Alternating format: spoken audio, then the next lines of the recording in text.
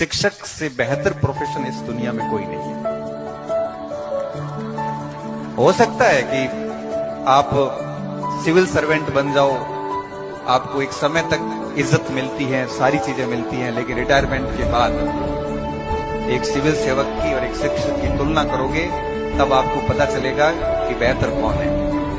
मैं आपको बता दूं, भारत सरकार के अंदर, राजस्थान सरकार के अंदर, पूरे देश के अंदर सिर्फ एक ही पोस्ट ऐसी है जो कभी सेवानिवृत्त नहीं होती, और वो है शिक्षक, जिसके आगे कभी भी भूतपूर्व शिक्षक शब्द नहीं मिलेगा, जिसके आगे कभी एक्स सर्विसमैन या एक्स टीचर शब्द नहीं मिलेगा, क्योंकि वो मरते दम तक शिक्षक ही रहेगा। 80 साल की उम्र में भी उस गुरु के चरणों में आकर हमने प्यार गुरु का पाया।